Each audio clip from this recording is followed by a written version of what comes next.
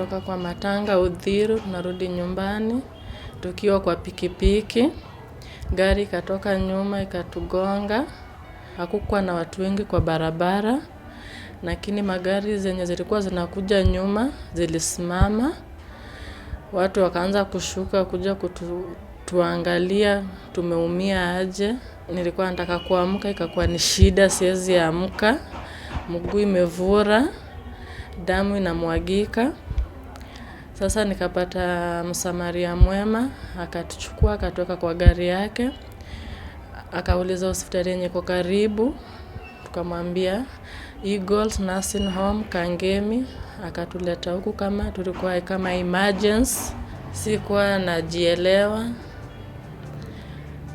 Kuamka nikapata niko na kijana wangu, tuko na yeye, tumeadmitiwa. Msichana akakuwa alishonwa hiyo usiku na akaachiliwa akaenda nyumbani 1 week. Daktari akaona jumi bado niko hospitali, acha achilie kijana aende nyumbani. Mimi nimebaki juu mimi nilikuwa hali mbaya kushinda hao wengine. Nikatibiwa mpaka ikafika wakati nikaenda theater, nikafanywa operation, nikaekewa chuma, nikamaliziwa, nikakuwa nimepata nafuu, nikadischargiwa niende nyumbani, lakini pesa haikuwa. Sasa hiyo nikidischargiwa bili ilikuwa 1400 na kitu. Nilikuwa nafanya kazi Westlands kwa Muhindi. Nikakuwa nimemaliza 3 months huko. Sasa nilikuwa inafaa niende ndo aniandike nikuwe permanent. Sasa kumpigia simu, mimi nimepata accident, niko hospitali. Nikamwambia mimi nahitaji msaada wako. Akaniambia juu mimi sikuwa mfanyikazi wake permanent, hawezi nisaidia kwa saa hii. Akaniambia atanisaidia na 1500. Akanitumia hizo 1500 kwa simu. Hiyo ndio msaada yenye niliona kutoka kwake. Tukajaribu kutafuta msaada kwa watu mpaka kwa marafiki, ikashindikana. Tukaenda kwa MCA wa Kangemi, tukaomba msaada, bado hatujaona kitu yoyote. Tukaenda kwa MP wa Westlands Timu Wanyonyi, bado hatujapata msaada. Mamangu akaenda Kavangware kwa Simbaradi, hakupata msaada bado.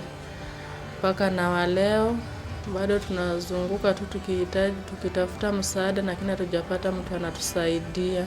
Ni ngumu kukaa huku, lakini nafika mahali inabidi ujikubali. Hata nikiona ikifika saa 10 wengine wanakuja kutembelewa, wewe hakuna mtu anakuja kukutembelea.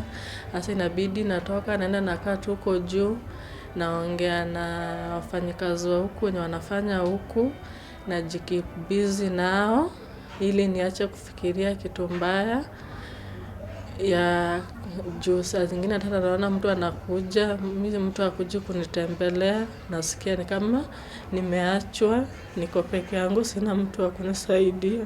Mume wangu aliacha kukuja huku juu alishindwa na bill ilikuwa kubwa, akashindwa nayo na akatoroka. Hata kukuja kuniona hospitali hakujangi kuniona, ajui hata naendelea aje. Bill ilikuwa 1400 na kitu, lakini kipindi yote nimekaa hospitali mwaka mzima, bill imekuwa ikisonga, iko 1.5.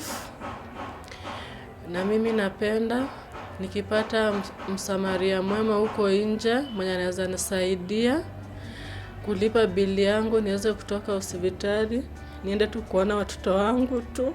Ndio mimi nataka tu niende niwaone. Nasikia nikikaa hapa na watoto wangu wako mbali, nasikia uchungu sana. Nataka tu niko nao karibu, ni vile sina uwezo ya kuwaita wakuja tukae na hao huku hospitali.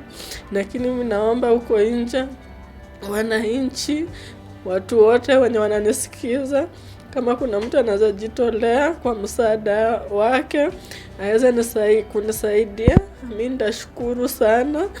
Na nitashukuru. Mimi mwenyewe nilikuwa najifanyia kazi zangu, ikuwe kazi ya kufua, kazi yoyote. Mimi sikuwa nabagua kazi, nilikuwa nafanya kazi yoyote yenye nakuja mbele yangu, ndio inaniwekea chakula kwa meza, ndio inanilipia nyumba, inanilipia watoto school fees. Mzee wangu hakuwa na kazi kwa mwaka moja, kama haendi kazi. Ni mimi tu kwa hiyo nyumba, ndio kila kitu, ndio na hustle, nifulie watu, niende kazi wapi, niko tu ni mimi peke yangu. Naomba tu kama watu wananisikia, msamaria mwema anaweza nisaidia, aweze tu kunisaidia. Mimi ndamshukuru tu, ndashukuru kila mtu mwenye atajitokeza kunisaidia, na nitawaombea tu Mungu aweze kuwaongezea na wazidishie amani kwa maisha yao. Currently I have 3 branches, and the branch that handled the mother in question, Florence, is Eagle Nursing Home, Kangemi. This lady was brought in, having involved in a road traffic accident together with her son. And in the manner of event, that was an emergency, we attended to her. It was by bad luck that the son had gotten an injury of the heel. The heel was chopped off, and the mother had some bruises of the body, and also she had a fracture of her left leg at the lower part of the limb. The girl is not in question. We just did some first aid and made sure that she comes out of the shock because of the accident, but we released her home. But we remained with the mother and the son. So we have an emergency unit that we responded so fast and put things in order. That means to arrest the bleeding, to take care of the pain because of the motorbike injuries. So this is just a caution that the motorbikes guys should be very much vigilant and conscious in when they're carrying, not overloading the motorbike, because this one came as an accident with the motorbike. So in view of that, the son, we managed to repair the chopped off part of the heel, and then admitted him for antibiotic for treatment. And then the mother, we were to take her for the x-ray. By then we didn't have an x-ray, but we were outsourcing, so we put her in an ambulance. We took her to our nearby facility. We carried out some x-rays just to ascertain that there's no abdominal, there's no other injury hidden, and also we did some abdominal scan just to make sure that we rule out some internal bleeding, some internal injuries, which we did. So apparently everything was good, apart from that fracture. The fracture was complicated because it happened near the ankle joint, and that one it couldn't warrant a plaster. So we decided to do an internal fixation, and we called a surgeon, who is Dr. Mbova, who is our main surgeon, orthopedic surgeon, who came in after doing the x-ray filling. We decided to do an internal fixation. Thank God we have a theater. It's fully loaded with all the apparatus to carry out different surgeries, which we managed to fix the surgery. And because of the demands, because of the internal fixation, the time of stay in the ward, the medication, and dressing other wounds, and also carrying out some other investigations, the bill rose to almost 400,000. But this family was unable to pay the bill by then, because we took the bill after treating the son, and then we released the son to go back to school, so that we took the bill of the son to then put it on the account of the mother, so that as we continue treating the mother, they'll come back to pay. After doing all these things, The husband came in, was unable to pay. The relatives came in, they were unable to pay, but they were not showing good signs of payment. But they started becoming rough, demanding to pick the client. But because the client had stayed for some time in the ward, so we were unable to discharge the client because the surgeons on our side requesting for the payment. Her HB level went down. We picked blood from different areas. We did some outsourcing services. So everything was pointing towards the payment, and we found that we are unable to handle such like case because the surgeons, the anesthetists, everybody, the medication we use in theater, they give us on a debt. So if after doing the procedure, then the person pays the money, then we pay the people who supply the drugs to us. So in man of event, we found that it was a very tight scenario. Now this lady has been in the ward for quite some time. The bill has accumulated to roughly 1.6, 1.5 million. And it's my appeal to avoid such like things, because this one is a scenario that we cannot come out in a sense that we strive to save life. We saved life, and in the manner of saving life, it has come to it from all the resources that we have. Now this lady is still in the ward. The husband has forsaken her, went to marry. The relatives, the mothers forsook her, so she's just alone in the ward, isolated. And she has contemplated on many things of doing some suicidal. We continue talking to her, we encourage her that at one point in time, God will come in a different avenue. So we appreciate that any good person will come up, maybe to support, to see that this lady comes out and joins the society and carries the normal life, and maybe join the family. Maybe the husband can call her back.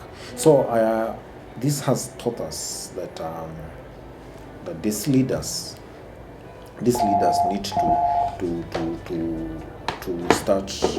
start building a society of engagement in a manner that if the MCS or maybe the MPs of the area could have empowered the people that voted for these people by giving free NHIF and paying them from the CDF funds, at least this lady could have not gone, because my facility offers surgery and treatment in patient with the NHIF. I'm NHIF accredited facility. So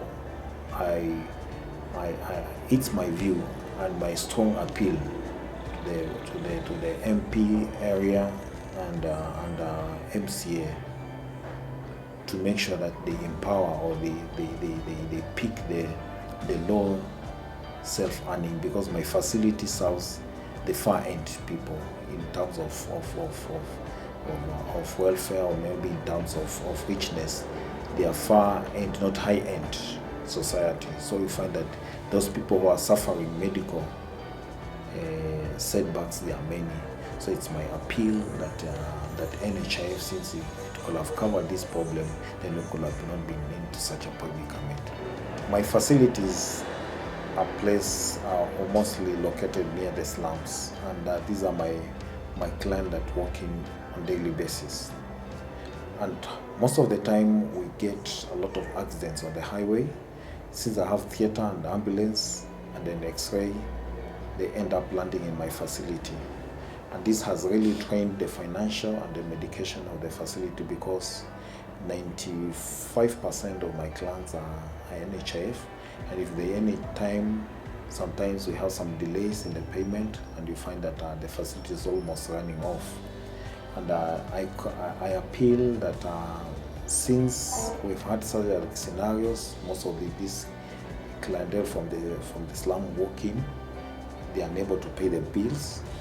We end up just letting them go. Some of them run away from the facility, and this makes me feel that by any chance if there are any well-wishers in terms of maybe governmental organization and NGOs that can come in to cushion such a misfortune, it will be quite encouraging, because we serve a lot of people from the slums, and we are proud that they get the services that is deserved, quality service.